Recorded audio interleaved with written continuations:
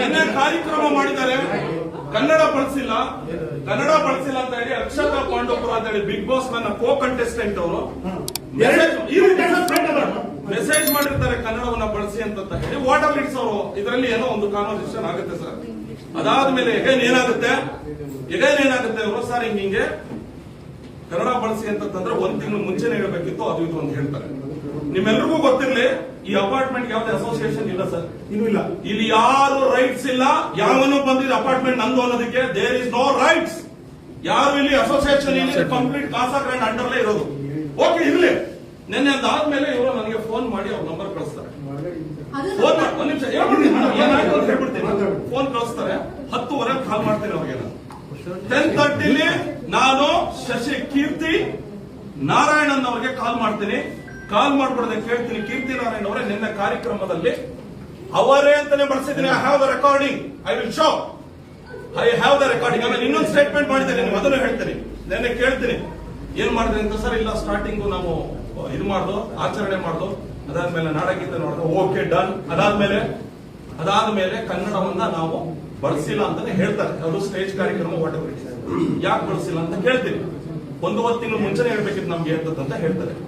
ಇವ್ನು ಯಾವ ದೊಡ್ಡ ನಾಯಕ ಹೇಳೋದಕ್ಕೆ 1.5 ತಿಂಗಳು ಮುಂಚೆ ಕರ್ನಾಟಕದಲ್ಲಿ ಕನ್ನಡ ಬಳಸಿ ಅಂತ 1.5 ತಿಂಗಳ ಮುಂಚೆ ಈತನಿಗೆ ಹೇಳೋದಕ್ಕೆ ಇವನ್ ಇವನ್ ಅಪಾರ್ಟ್ಮೆಂಟ್ ಏನಾರು ಮ್ಯಾನೇಜರ್ ಏನೋ, ಇವನೇನಾರು ಕಸಾಗ್ರೆಂಟ್ ಓನರ್ ಏನೋ, ಇಲ್ಲಿಗೆ ಏನಾರು ಸಿಇಒನ ಅಧ್ಯಕ್ಷನ ಕೇಳಿದ ಕೂಡಲೇ ಏನಂತ ಮಾತಾಡ್ತಾರೆ ಗೊತ್ತಾ? ಅದನ್ನು ಇದೆ, ಕೊಡ್ತೀನಿ ಮೀಡಿಯಾದವ್ರಿಗೆ. ಅದನ್ನು ಎಷ್ಟು ಕೀರ್ತಿ ಶಂಕರ್ ನಾರಾಯಣ್ ನನ್ನ ಹೆಸರು ಏನೋ ಶಂಕರ್, ನನಗೆ ಕೀರ್ತಿ ನಾರಾಯಣ ಗೊತ್ತಿಲ್ಲ ಅವನ ಹೆಸರು. ಕೀರ್ತಿ ಶಂಕರ್ ಶಂಕರ್ ಅಂತೆಲ್ಲ ಕರಿಬೇಡ, ನಂದು ಕೀರ್ತಿ ನಾರಾಯಣ್ ದುರಾಂಕಾರದಲ್ಲಿ ಮಾತಾಡ್ತಾನೆ.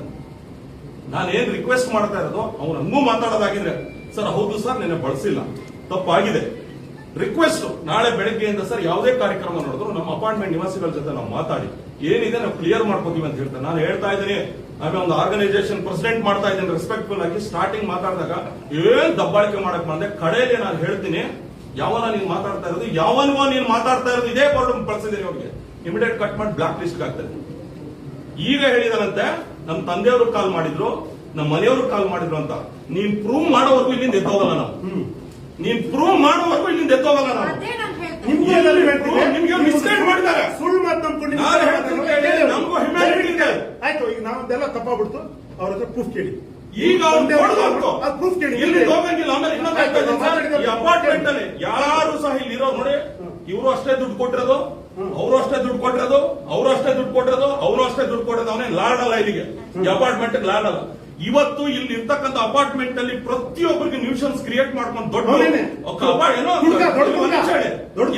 ಸರ್ ಸ್ವಿಮ್ಮಿಂಗ್ ಪೂಲ್ ಹೋದ್ರೆ ಇವ್ನು ಹೋದಾಗ ಯಾವನು ಬರಂಗಿಲ್ವಂತೆ, ಇವನೊಬ್ಬನೇ ಈಜಾಡ್ಬೇಕಂತ ಹೇಳಿ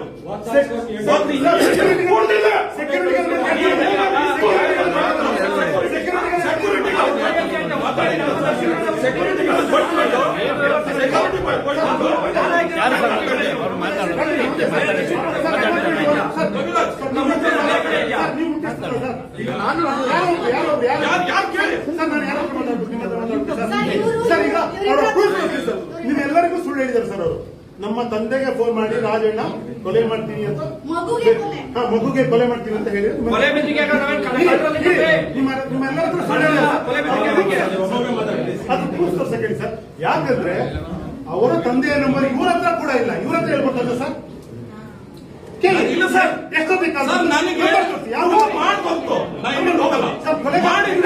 ನಾನು ಎದುರುಗಡೆ ಸಾಹೇಬರಿದ್ದಾರೆ, ಕೇಸ್ ಹಾಕಕ್ಕೆ ಅವ್ರಿಗೆ ಹೇಳ್ತೀನಿ. ನಾವೆಲ್ಲ ಮಿಸ್ಬಿಹೇವ್ ಮಾಡಿದ್ರೆ ಕೇಸ್ ಮಾಡು, ಫೋನ್ ಮಾಡಿದ್ದಾರೆ ನೀವು ಮಾತಾಡ ಸರ್.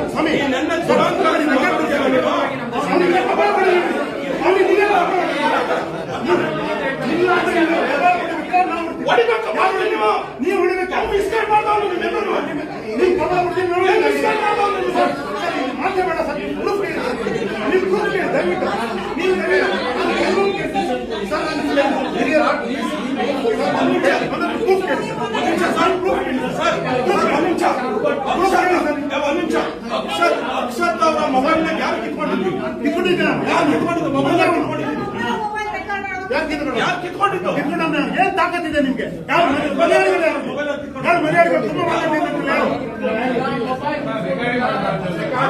ಹೌದು, ನಾಳೆ ಇಲ್ವಾ? ಸರ್, ಎಲ್ಲ- ಫೋನ್ ಯಾಕೆ? ಯಾಕೆ ಇಟ್ಕೊಳ್ಳಿ? ಒಂದ್ ನಿಮಿಷ ಇರಿ. ಒಂದ್ ನಿಮಿಷ ಸರ್, ಪ್ರಶ್ನೆ ಕೇಳಿ.